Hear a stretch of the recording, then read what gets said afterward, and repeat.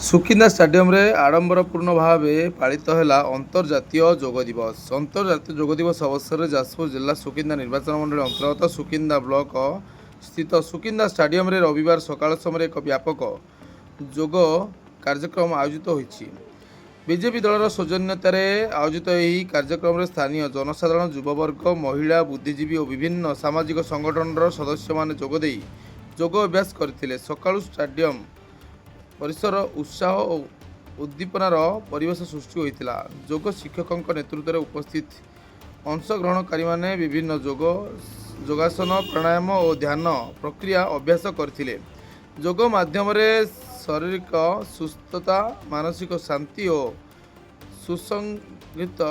ସୁସଂଗଠିତ ଜୀବନଶୈଳୀ ଗଠନର ବାର୍ତ୍ତା ପ୍ରଦାନ କରାଯାଇଥିଲା। ବକ୍ତାମାନେ କହିଥିଲେ ଯେ ଯୋଗ କେବଳ ଏକ ବ୍ୟାୟାମ ନୁହେଁ, ବରଂ ଏହା ଭାରତୀୟ ସଂସ୍କୃତିର ଏକ ଅମୂଲ୍ୟ ଐତିହ୍ୟ, ଯାହା ଆଜି ସମଗ୍ର ବିଶ୍ୱରେ ସ୍ୱୀକୃତି ଲାଭ କରିଛି।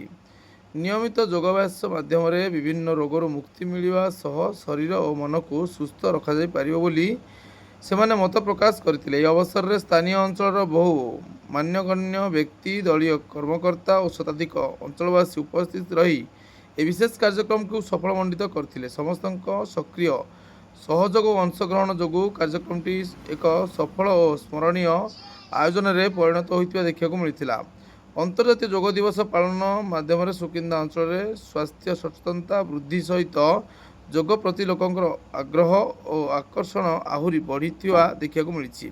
ଉପସ୍ଥିତ ଅଂଶଗ୍ରହଣକାରୀମାନେ ଦୈନନ୍ଦିନ ଜୀବନରେ ଯୋଗକୁ ସାମିଲ କରି ସୁସ୍ଥ ଓ ନିରୋଗ ଜୀବନ ଗଠନ ପାଇଁ ସଂକଳ୍ପ ନେଇଥିଲେ।